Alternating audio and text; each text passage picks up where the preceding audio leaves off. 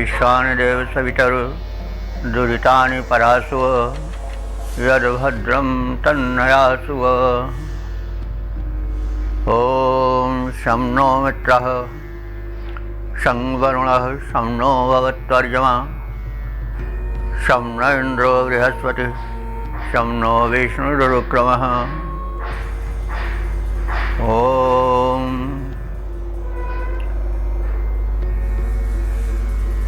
तेजोसि तेजोमयधेः ओजोसि ओजोमयधेः असदोमा सद्गमय तमसो मा ज्योतिर्गमय मृत्योर्मामृतं गमय।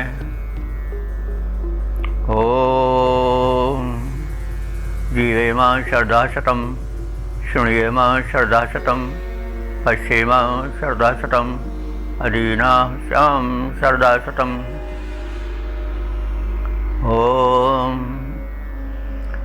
वेद प्रेमियों, सुधी श्रोताओं, परम सौभाग्य का विषय है कि हम सब साक्षात परब्रह्म परमात्मा की वाणी ऋग्वेद की व्याख्या श्रवण में संलग्न हैं।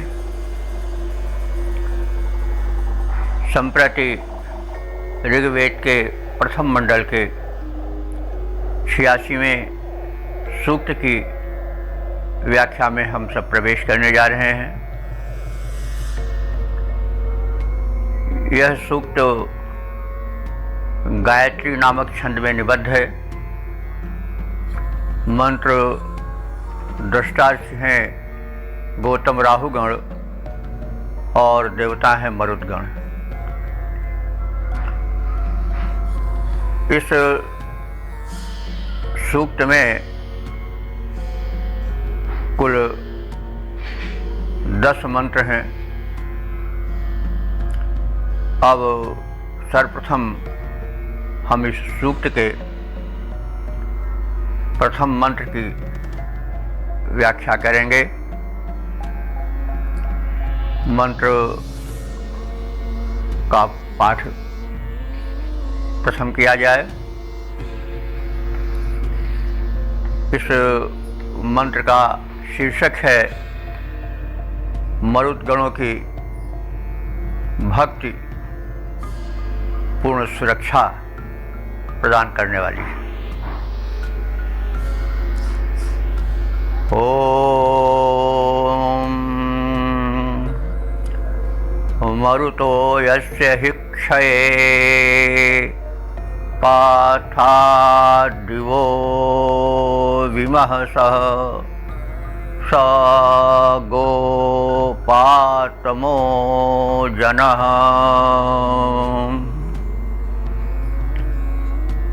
शब्दार्थ से परिचय प्राप्त करें। मरुतः संबोधन है मरुत का। तो हे मरुदगणों,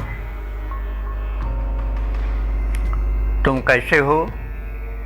विमहसा, वि माने विशिष्ट, महसा माने महत्ता और तेज। तो तुम विशिष्ट महत्ता से और तेज से संपन्न हो, क्योंकि जो महान होगा, तेजस्वी होगा, वही प्रार्थना पाता है, उसी की प्रार्थना होती है और वही संरक्षण दे भी सकता है। जो स्वयं निर्बल है, तेजहीन है, वह अपनी ही सुरक्षा नहीं कर पाएगा, दूसरे का संरक्षण कैसे करेगा? और फिर वो स्तुति का, महत्ता का अधिकारी भी नहीं हो सकता है, क्योंकि संसार उसी को पूजता है जो तेजस्वी होता है, महान होता है। तो हे मरुतो, तुम विमहसा विशिष्ट तेज से संपन्न हो। और दिवा, दिवा कहते हैं दिव्यलोक को, स्वर्गलोक को। तुम स्वर्गलोक से आते हो, क्योंकि मर्तों का वासस्थान अंतरिक्ष माना गया है, वो अंतरिक्ष देवता है। तो तुम अंतरिक्ष लोक से अथवा स्वर्ग लोक से हमारे इस यज्ञ कर्म में स्थान पाने हेतु, उसको धन्य बनाने हेतु आते हो। और यस्य क्षय, जिसके क्षय में, क्षय कहते हैं भवन को, यह आजकल जो क्षय प्रचलित है वह अच्छे अर्थ में नहीं आता है, क्षय हो गया, विनाश हो गया आज। लेकिन वैदिक संस्कृत में क्षय जो है बड़े अच्छे अर्थ में आता था। क्षय कहते हैं आवास को, निवास को। तो यहाँ पर निवास, आवास, आश्रय स्थल से तात्पर्य है कि यज्ञ गृह, क्योंकि मर्तों को यज्ञ गृह में ही बुलाया जाता है, देवताओं को यज्ञ गृह में ही आहूत किया जाता है। तो तुम जिस आराधक के क्षय में, अर्थात उसके यज्ञशाला में आगमन करते हो स्वर्गलोक से आकर के, और वहाँ पाठ का अर्थ होता है सामान्य रूप से जल। पाने धातु पा है, जो कि रक्षण में भी आती है और पीने के अर्थ में भी आती है। तो पाने यहाँ पर है। तो यहाँ पर कोई यज्ञ में कोई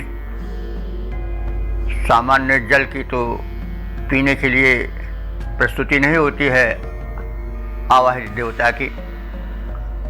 उसको जो विशिष्ट पान दिया जाता है वो सोमपान है। तो इसलिए पाठ से अर्थ होगा कि सोमपान के लिए। तो जिस यज्ञकर्ता के यज्ञ में तुम सोमपानार्थ आगमन करते हो और उसके सोमपान को स्वीकार करते हो, ऐसा यज्ञकर्ता यजमान सुगोपातम जनः भवति। सुगोपातम का अर्थ क्या हुआ? सु तो माने अत्यधिक या श्रेष्ठ के अर्थ में सु सर्ग लगता है, और गोपातम, गोप है, गोपातम गोप। तो गोप जो बनता है गुप धातु से बनता है, गुप रक्षणे। और गोपाता लुट लकार लगने से रक्षक के अर्थ में आ जाता है। तो गोपातम, तो जिस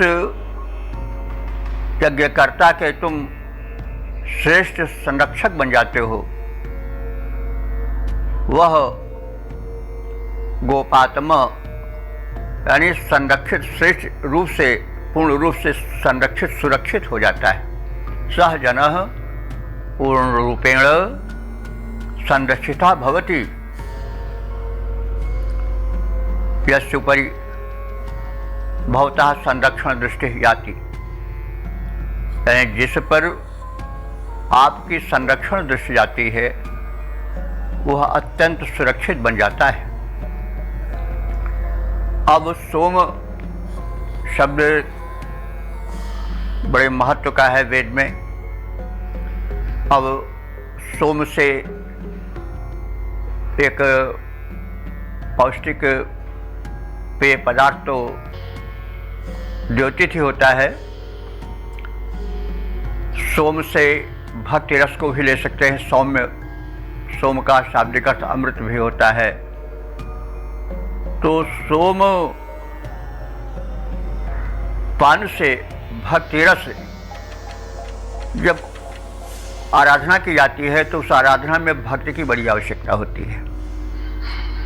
इसलिए सोम को हम यदि भक्ति रस से जोड़ें तो अच्छा होगा, क्योंकि मिलहि न रघुपति बिन अनुरागा, किए कोटि जप यज्ञ विरागा।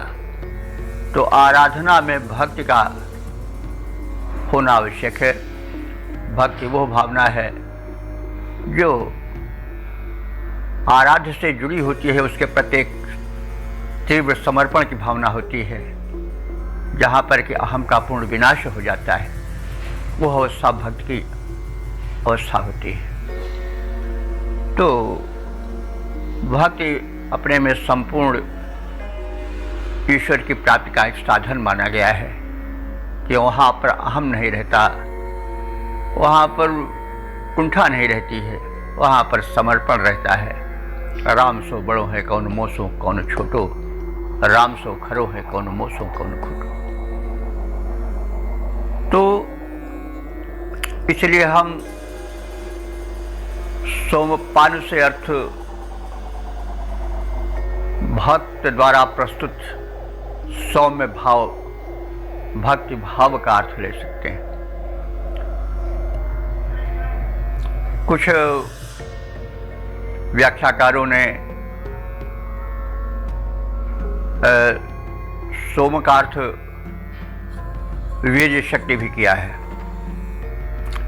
सिद्धांतालंकार जी ने प्रायः सोम के प्रसंग को जोड़ा है वीर्य रक्षा से, और मरुत का संबंध उन्होंने प्राणायाम में जो प्राणवायु का अपान वायु का सम्मेलन होता है, उससे जो एक दिव्य शक्ति जागृत होती है, उसका अर्थ लिया है। और जो प्राणायाम साधना से सोम शक्ति को, वीर्य शक्ति को संरक्षित कर लेता है, वह उन मरुत गणों का, यानी प्राणवायु के रूप में शरीर में व्याप्त मरुत का परम प्रिय बन जाता है और उसके द्वारा पूर्ण संरक्षित हो जाता है। उसको कोई पराजित करने वाला नहीं हो पाता है। तो इस प्रकार से हम मंत्र का स्वस्थ परक अर्थ ले सकते हैं, क्योंकि मंत्र सूत्रवत होते हैं और उसकी व्याख्या जो है वो भक्तगण, आराधक, श्रोता, उपदेशक आदि करते हैं। तो इसलिए हम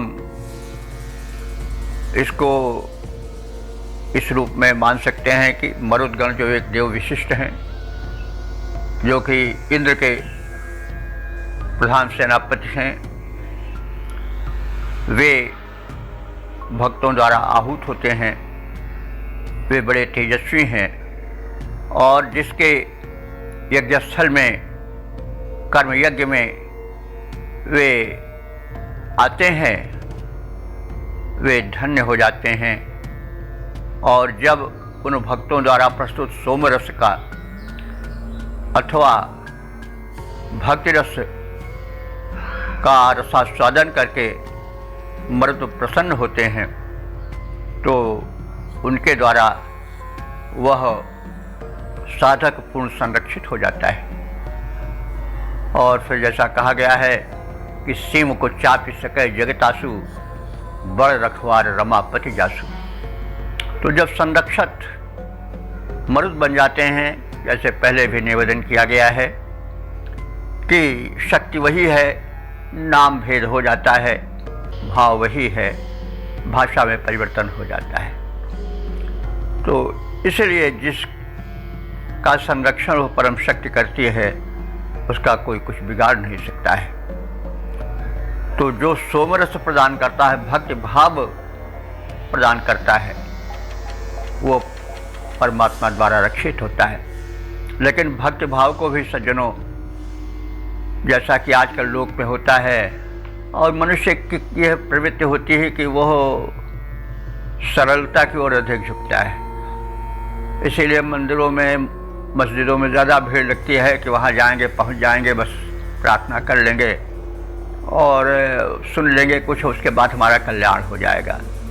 तो ठीक है, कल्याण तो शुभ कार्य में होता ही है, लेकिन पूर्ण भक्ति वही है जहाँ पर की शुद्ध हृदय हो, शुद्ध समर्पण हो।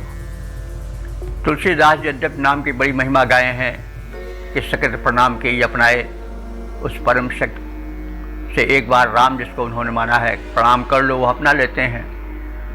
लेकिन उन्होंने भी लिखा है कि राम का भक्त वही है जो इन गुणों से युक्त हो। वो नारी नयन सर जाहि न लागा, घोर क्रोध न तम जो जागा, लोभ पास जो गर्ण बंधाया, सो नर तुम समान रघुराया। वो भक्त भगवान के समान ही हो जाता है। और भौं कमान सुधान सुठान, जन नारी बिलोकन बानत बाँचे, कोप कृसान गुमान अवा घट ज्यों, जिनके मन आँच नहीं आँचे। लोभ सबे नटके बसो है जग में, कपियों बहु नाच न नाचे। और नीको है साधु सबे तुलसी पे तेई रघुवीर के, सेवक सांचे। यों तो नीके हैं साधु सबे तुलसी पे तेई रघुवीर के, सेवक सांचे। तो वह सच्चा रघुवीर का, वो रघुवीर कहो या कृष्ण कहो, राम कहो, सब एक ही माया है। देवता कोई है, सब उसी के अंग हैं, उस परम शक्ति के अंग ही सब हैं। तो मरुद भी है। और एक चीज़ हमने और किया है कि ये जो रूप हम देखते हैं बाहर, चाहे वो मूर्ति का हो, चाहे वो किसी देवता विशेष, चाहे जल का हो, चाहे पवन का हो, सब देवता हैं। लेकिन उसके पीछे एक दिव्य शक्ति रहती है जो सूक्ष्म रहती है और जो सचेतन रहती है। तो इस चीज़ को हम ध्यान में रखें। देवता के स्वरूप का ध्यान में जब आगमन होगा, उससे हम समझे रहेंगे, तो अर्थ के समझने में कठिनाई नहीं होगी और दिव्य अर्थ मिलेगा, जिससे शांति मिलेगी, सुख मिलेगा, स्वास्थ्य मिलेगा। तो इस प्रकार से तो है ही है। अगर हम कुछ व्याख्याकारों के हिसाब से सोम को वीर्य शक्ति माने और मरुत को प्राणायामी अपान, प्राणापान व्यान समान आदि से जोड़ें, तो जो प्राणायाम करता है उसकी सोम शक्ति यानी वीर्य शक्ति ऊर्ध्वगामी होती है, संरक्षित होती है, और फिर वो पूर्ण रूप से सुरक्षित हो जाता है उस प्राणवायु के माध्यम से। तो ऐसा अर्थ भी हो सकता है। तो अब हम इस मंत्र का जो पद्य रूपांतरण हुआ है उसे भी देख लें। वीर मरु तो तुम्हारा तेज है विशिष्ट, और विलसित तुम में सुरक्षा शक्ति सारी है। दिव्य लोकवासी सुख राशि दिव्य देवताओं, सेवकों के प्रति तुष्टि बड़ी उपकारी है। सुकृति रचाते यज्ञ तुमको बुलाते जब, आते देव लोक से हो करुणा तुम्हारी है। सोम पीते जहाँ वह घर होता रक्षित है, रिद्धि सिद्धि आती और वृद्धि होती भारी है। ओम ओम। वेद प्रेमियों, सुधी श्रोताओं, संप्रति हम सब ऋग्वेद के प्रथम मंडल के 86वें सूक्त के दूसरे मंत्र के व्याख्या में प्रवेश करने जा रहे हैं। यह मंत्र गायत्री नामक छंद में निबद्ध है। मंत्र दस्तारिश हैं गौतम राहुगण और देवता हैं मरुदगण। इस मंत्र का शीर्षक है मरुदगण यज्ञकर्ताओं की प्रार्थनाएं सुने। अब संबंधित मंत्र का प्रथम पाठ हो जाए।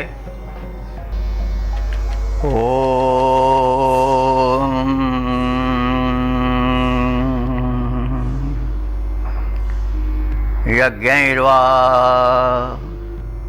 यज्ञवाहसो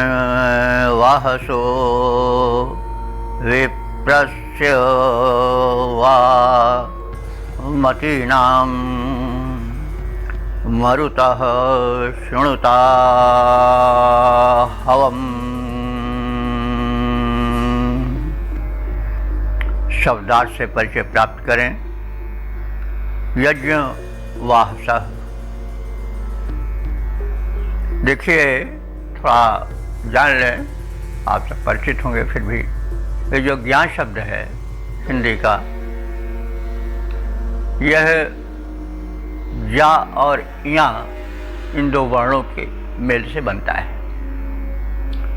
तो यज्ञ कहना चाहिए, प्राय चल गया है उच्चारण, सौविध से लोग यज्ञ कहते हैं, लेकिन यज्ञ होना चाहिए उसका उच्चारण। तो ज्ञान जो है वो कोई स्वतंत्र वर्ण नहीं है, इसमें ज या और या का सम्मिलन होता है। तो यज्ञ वाहसः मरुतः, मरुतः हे मरुतो, हे मरुत देव अथवा मरुत गणो, तुम सब यज्ञ वाहसः, यज्ञ कर्म का निर्वहन करने वाले हो, उसको परिपूर्ण करने वाले हो और कराने वाले हो। महत्वपूर्ण है।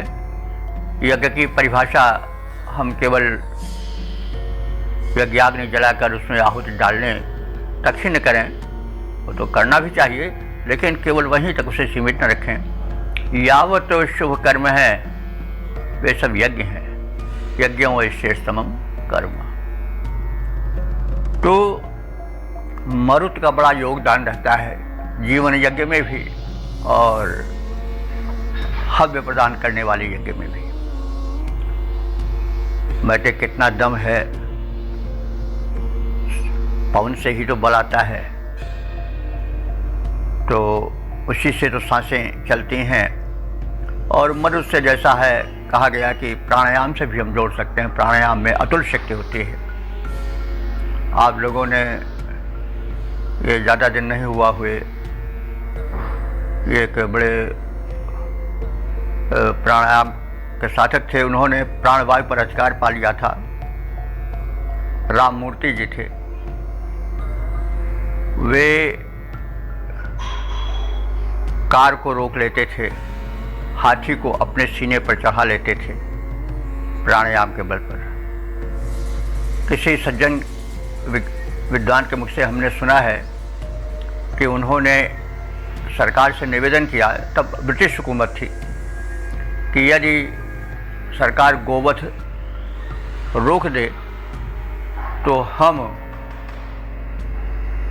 गाड़ी को भी, यानी रेलगाड़ी को भी रोक सकते हैं। प्राणवायु की सिद्ध थी। तो कहने का मतलब मरुत में, पवन में बड़ी शक्ति होती है। तो देवता भी हैं, और अगर आप काव्य प्रेमी हैं तो कह सकते हैं कि यह मानवीकरण भी है, देवी शक्ति भी हैं। तो यज्ञ वाहसः मरुतः, यज्ञ को वहन करने वाले, उसके भार, गुरुतर भार को संभालने वाले हे मरुत गणों।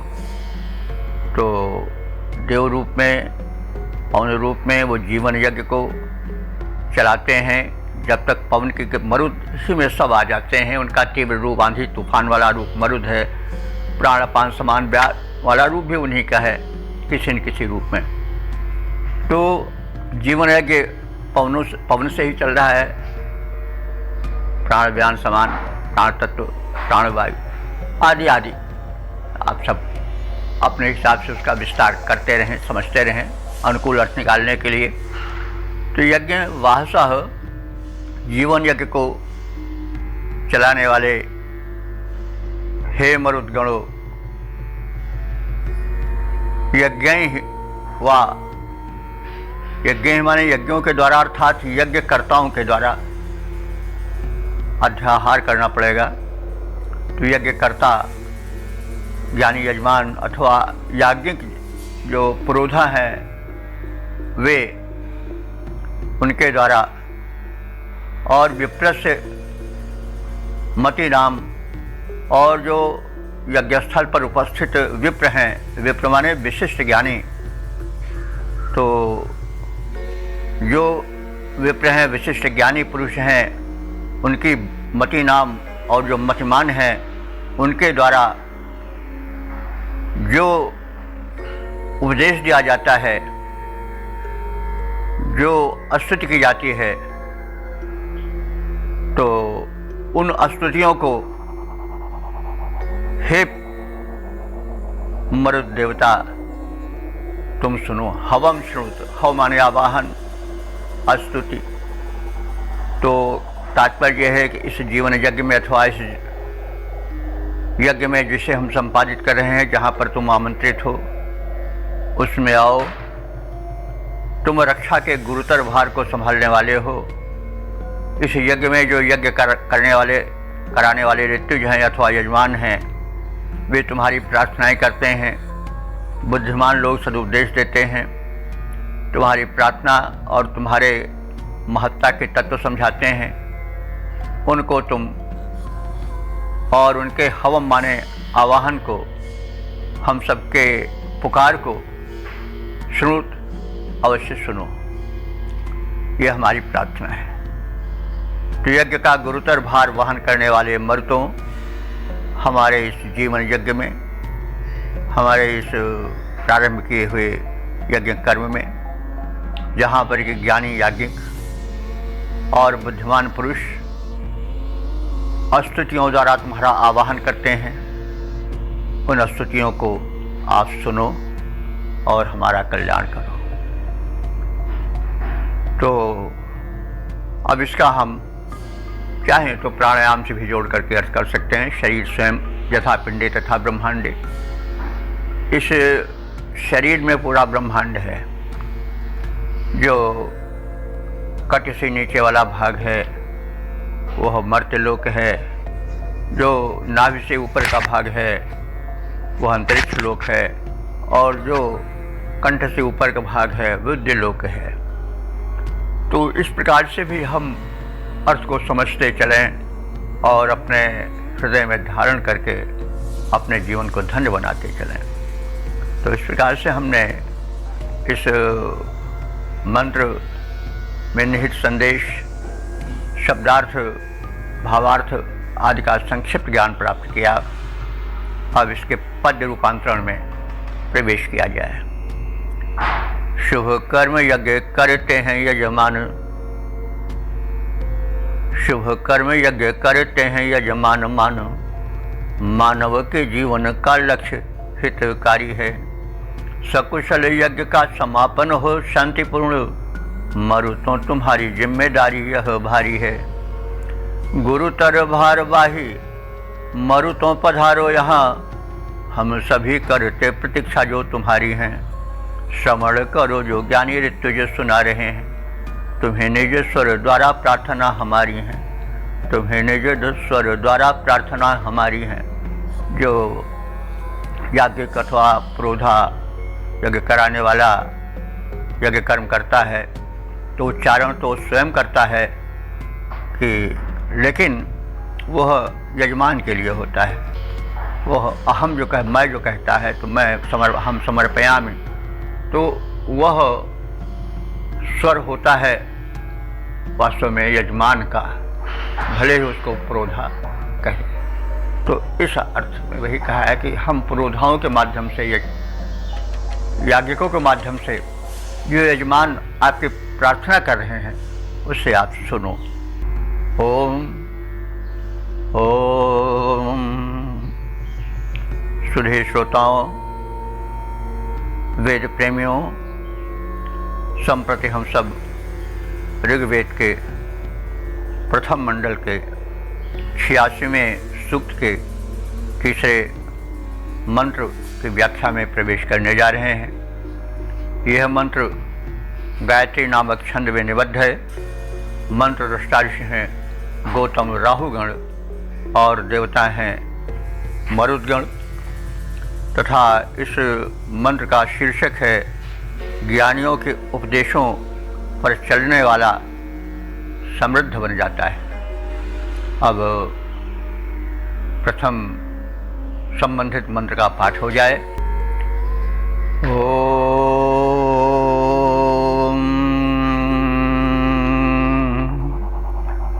उत वा यस्य वाजिनो नु विप्रमतक्षत सगन्ता गोमतिभ्यः ब्रजे उत वा, और भी एक मतलब हुआ जो पिछले मंत्र में कहा गया है, उससे आगे बढ़ करके और भी तथ्य बताए जा रहे हैं जो कि मरुदगणों की भक्ति के पोषक हैं और उनके लाभ का स्पष्टीकरण करते हैं। तो जो मरुतों की आराधना करते हैं उनका लाभ यह होता है, और जो उपदेशों पर चलते हैं उसका लाभ यह होता है कि यस्य वाजिनः, जिस कथित गुणों से युक्त यजमान के, वाजिनः माने वाजी शब्द होता है अर्थ पराक्रम का, बल का। तो जिसके वाजिनः पराक्रमी पुत्र, बलशाली पुत्र, विप्रम अनु अतक्षत, विप्र कहते हैं ज्ञानी को, विशिष्टम प्रजानाति विप्र, जो विशिष्ट ज्ञान का धनी होता है वह विप्र है। तो जो ज्ञानी है, परम तत्व को जानता है, सत्य को पहचानता है, उसके उपदेशों को जो सुनता है और जिस यजमान के शूरवीर पुत्र सुनते हैं और अन्वतक्षत और उसके अनुकूल अपने जीवन को गढ़ लेते हैं, केवल श्रवण ही पर्याप्त नहीं है, उस पर आचरण भी आवश्यक है। तो जिस यज्ञकर्ता यजमान के बलशाली पुत्र विशिष्ट ज्ञानियों के उपदेशों का श्रवण करते हैं और सुन करके तदनुसार जीवन को गढ़ते हैं अतक्षत, तो उसका लाभ क्या होता है कि सह माने ऐसा व्यक्ति, ऐसा बलशाली पुत्र बहुत संपन्न हो जाता है, बहुत अधिक बढ़ा चढ़ा हो जाता है, समाज में विशिष्ट बन जाता है, समृद्ध बन जाता है। परिणाम क्या होता है? गोमति ब्रजे, गोमति में गो कहते हैं गाय को, और गोमति माने गायों, गोधन से परिपूर्ण। ब्रजे, ब्रजे माने बाड़े में, गोष्ठ में। तो व्रज शब्द को थोड़ा जान लें। व्रज तो आजकल प्रचलित है, ब्रजमंडल यानी मथुरा वृंदावन में ब्रज का जो ब्रजभूमि है उसको ब्रज लोग जानते हैं। लेकिन वह ब्रज क्यों कहा जाता है, इसका भी कारण है कि गायों का बड़ा सम्मान होता था। कृष्ण तो स्वयं गोभक्त बहुत अधिक महत्ता दिए, गोपाल अपने को कहलाए, गायों से बड़ा कल्याण होता है। तो उस समय आज की तरह कोई बैंक बैलेंस नहीं होता था, चेक काट दीजिए और बस विनिमय हो जाए, करोड़ों लाखों का हिसाब किताब हो जाए। तो ऐसा पहले नहीं था। पहले गायों के आधार पर धन की गणना होती थी और उसके लिए एक ब्रज बनाया जाता था, बाड़ा। तो हाँ, हम ये कह रहे थे कि ब्रज का अर्थ बाड़ा होता है। तो पहले बहुत दूर तक एक घेरा कर लिया जाता था और गायों को कहीं खूंटे में नहीं बांधा जाता था। उस घेरे में, बाड़े में, जिसको गोष्ठ कहा जाता था, बंद कर दिया जाता था। वही गोष्ठ ब्रज कहलाता था। गाय इसमें रहती थी, तो जिसका बाड़ा, जिसका गोष्ठ जितना अधिक बड़ा होता था उसको उतना ही अधिक महान और संपन्न माना जाता था। क्योंकि जैसा अभी हम निवेदन किए हैं कि उस युग में गोधन ही सबसे बड़ा धन माना जाता था। जिसके पास जितनी गायें होती थी वो उतना ही संपन्न माना जाता था। तो यहाँ पर उसी संपन्नता की ओर संकेत कर रहा है ऋषि कि जो उस यज्ञ में जहाँ के मर्तों का प्राधान्य होता है, जहाँ पर के विशिष्ट ज्ञानी उपदेश देते हैं और उस उपदेश के अनुसार जिस यजमान का वीर पुत्र अपने को तदनुसार ढाल लेता है, गढ़ लेता है जीवन को, उसका जीवन बड़ा समुन्नत बन जाता है और वो गायों से परिपूर्ण ब्रज में, गोष्ठ में जाने का अधिकारी बन जाता है। गंता शब्द आया है, गंता, ये गम धातु है। गम धातु में लुट प्रत्यय लगने से गंता बनता है। गंता माने जाने वाला, गमन करता, तो उस बाड़े में वो गमन करता बन जाता है। इसका मतलब क्या, उस बाड़े में प्रवेश का अधिकारी हो जाता है, अर्थात उस बाड़े का वो स्वामी हो जाता है। तो जो व्यक्ति यज्ञ करता कराता है, यज्ञों में विशिष्ट विद्वानों को बुलाता है, वहाँ पर उपदेश का क्रम चलता है और उन उपदेशों को जो सुनता है वह और उसके जो पुत्र हैं वो धन्य हो जाते हैं, बलवान हो जाते हैं, इतने समर्थ हो जाते हैं कि वो बहुत बड़े गोधन के अधिकारी हो जाते हैं और ब्रज में यानी उस गायों से वाले बाड़े में, गोष्ठ में प्रवेश करने के अधिकारी हो जाते हैं, जो उनकी संपन्नता समृद्धि का द्योतक है। तो इस प्रकार से मर्तों से संबंधित यज्ञ में वहाँ पर आए विद्वानों के उपदेशों के श्रवण से जो लाभ होता है उसका वर्णन किया गया है। तो श्रवण सत्संगति और सदाचरण का प्रतीक है और इसमें बड़ी शक्ति होती है। गोस्वामी जी ने भी कहा है कि भाई लोकों वेद न आन उपाऊ, लोक और वेद में कोई दूसरा उपाय नहीं है सत्संगत के अलावा जीवन को आगे बढ़ाने के। उन्होंने कहा है कि गति मत कीरति भूति भलाई, जब यही जतन जहान जो पाई, सो जानव सत्संग प्रभाऊ, लोकों वेद न आन उपाऊ। और उन्होंने एक बड़ा सीधा सा उदाहरण दिया है कि देखिए क्या लाभ होता है संगति का, सुसंगति का, और बुरी संगति का क्या हानि कैसे होती है। कि गगन चढ़ई रज पवन प्रसंगा और कीचई मिलई नीच जल संगा। पवन जो कि किसी चीज़ को ऊपर उठाती है, उसके प्रसंग में धूल जो कि सबसे पददलित है कुचली जाती है, वो धूल भी ऊपर उठ जाती है तो और गगन पर चली जाती है। पवन की सत्संगत पा करके वो धूल गगन पर चढ़ जाती है, लेकिन वही धूल जब निम्न गामी प्रकृति वाले जल का साथ पाती है तो क्या होता है, कीचड़ मिलई नीच जल संगा, वही कीचड़ बन जाती है धूल। तो जल की प्रकृति निम्नगामी होती है, वह नीचे की ओर भागती है, पवन ऊपर बढ़ाता है। तो संगत का फल इस उदाहरण दिया है। तो यहाँ पर जो उपदेश सुनने की बात है वो यही है कि उपदेश में यानी वो सत्संगत हुई, उसमें बड़ा बल होता है। तो जैसी संगत बैठे तैसे ही गुण पाई।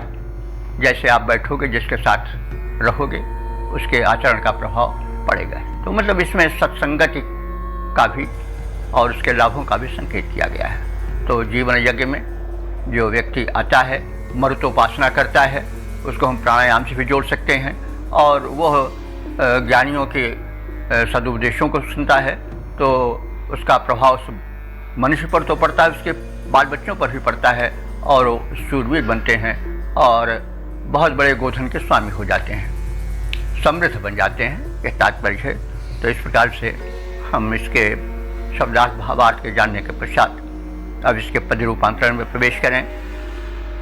यजमान जिनके के पुत्र बलवान वीर, यजमान जिनके के पुत्र बलवान वीर, परम जुझारू रण कौशल दिखाते हैं, धन धान्य द्वारा परिपूर्ण बन जाते, यदि ज्ञानी पुरुषों के अनुगामी बन जाते हैं। होते सुप्रसन्न जब ज्ञानी यज्ञ करता है, आशीष अमोघ इस भांति वे लुटाते हैं, गायों से भरे सुगोष्ठ के वे बन जाते स्वामी। ज्ञानी धनी मानी बने जीवन बिताते हैं, ज्ञानी धनी मानी बने जीवन बिताते हैं। ओम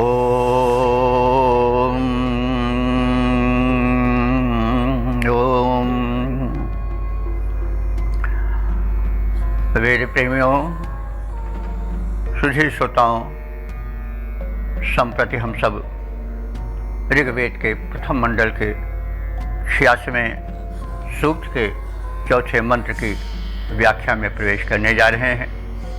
यह मंत्र गायत्री नामक छंद में निबद्ध है। मंत्र दृष्टा ऋषि हैं गौतम राहुगण और देवता हैं मरुदगण।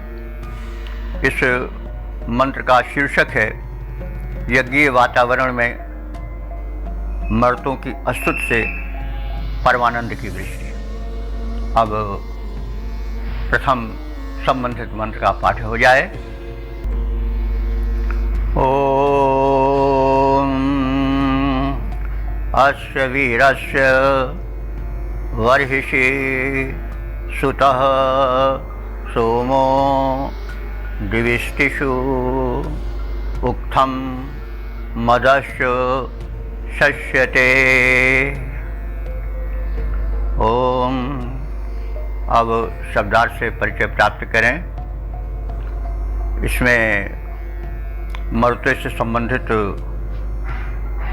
यज्ञ में उस यज्ञीय वातावरण में क्या आनंद आता है, इसका विशिष्ट वर्णन है। तो दिविष्टिषु कहते हैं यज्ञ के दिनों में। दिविष्टिषु जब श्रेष्ठ यज्ञ होते हैं तो उन यज्ञ के दिनों में, उनके दौरान वर्हिषु जो यज्ञ कर्म होते हैं उनमें अस्य वीरस्य, इन शूरवीर मरुतों के लिए सोमः सुतः, सोमरस को निचोड़ा जाता है और उक्थ्यम उनकी प्रशंसा में अस्तोत्र यानी अस्तोत्र मंत्र गाए जाते हैं। मदम च, और उस यज्ञ वातावरण में बड़ा मद माने आनंद आता है, मस्ती आती है। और जो उस यज्ञ वातावरण में आनंद की मस्ती होती है वो बड़ी शस्य माने प्रशंसा होती है।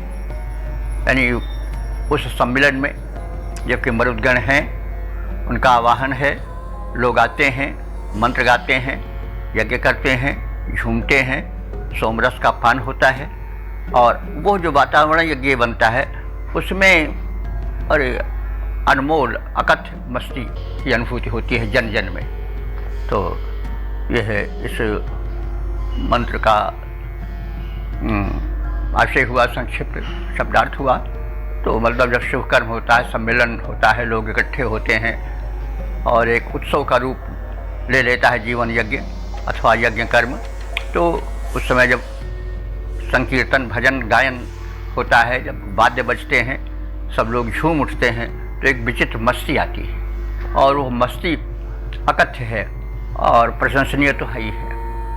तो विचित्र मौज मस्ती का वातावरण बनता है। तो उस यज्ञ वातावरण के चित्र को खींचने की चेष्टा यहाँ पर इस मंत्र में की गई है। अब इसके हम पद रूपांतरण को देख लें। यज्ञ जब चलता है आनंद वो छलता है, मरुतों के हेतु होती सोम की तैयारी है। सोमलता से निकाला जाता सोम स्वरस उसको बनाया जाता अति गुणकारी है।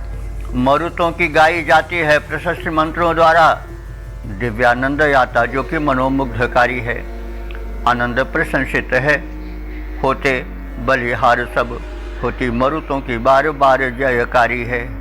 ओम ओम। वेद प्रेमियों, सुधी श्रोताओं, संप्रति हम सब ऋग्वेद के 86वें सूक्त के 5वें मंत्र की व्याख्या में प्रवेश करने जा रहे हैं। यह मंत्र गायत्री नामक छंद में निबद्ध है।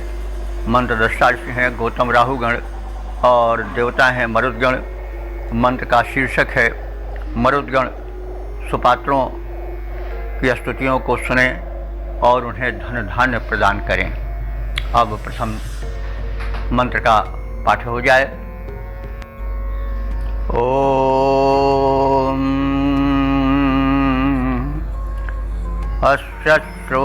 अस्योषन्त्वा भुवो विश्वा यश्चर्षणीरभिः सूरचित्सश्रूषीरिषः। शब्दार्थ से परिचय प्राप्त करें। विश्वाह चर्षणी, विश्वाह माने संपूर्ण समस्त, चर्षणी कहते हैं प्रयाजन को, मनुष्यों को।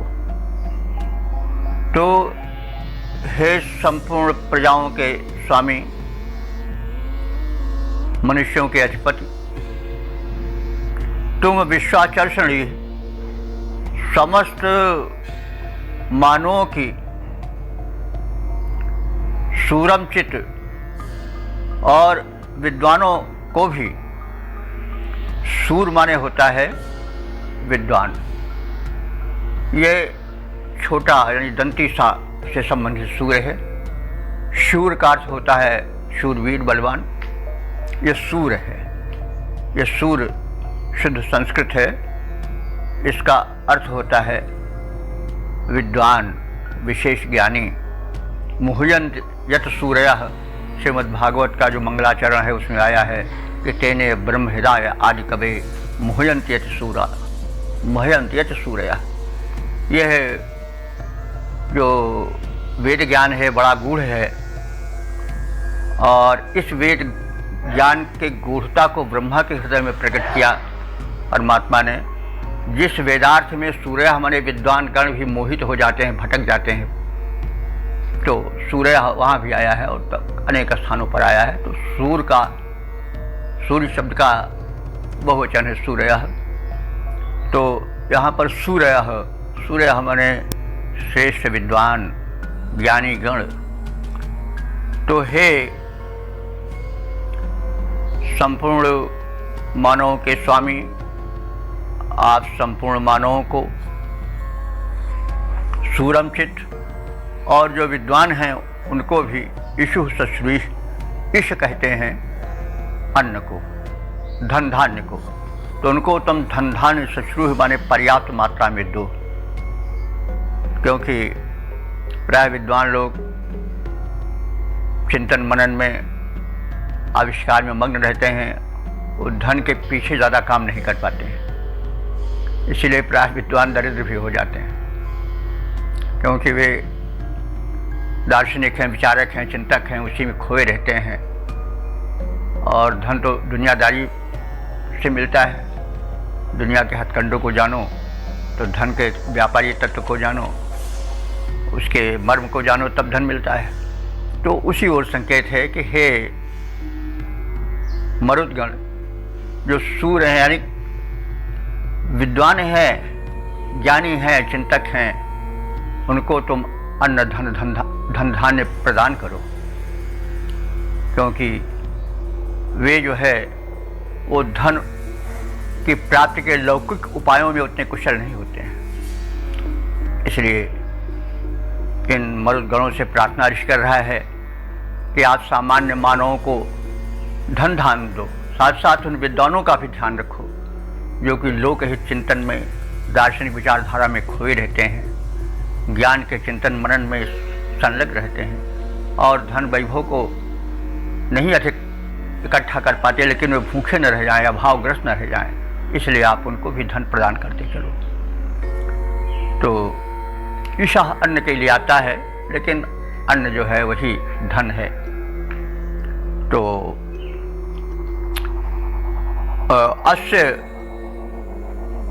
इसका आश्रोषंतु, यानी इस प्रार्थना को, हमारे इस निवेदन को आप भली भांति सुनो।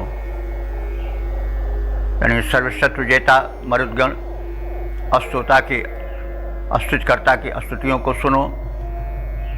जो वीर शत्रु को पराजित करता है उस मनुष्य की, और जो विद्वान की भी प्रशंसा, जो विद्वान हैं, प्रशंसित हैं, उनकी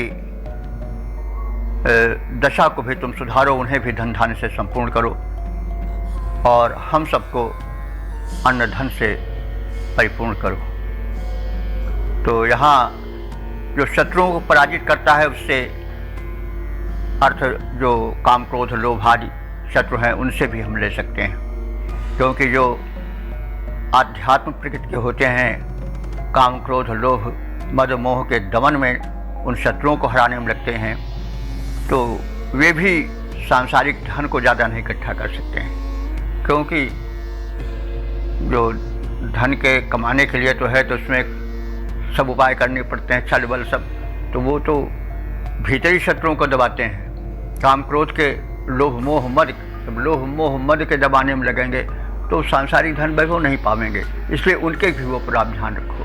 तो आप विद्वानों के ऊपर, जो शत्रुओं को पराजित करते हैं, उनके ऊपर आप विशेष कृपा करो और उन्हें धन धान से संपूर्ण करो।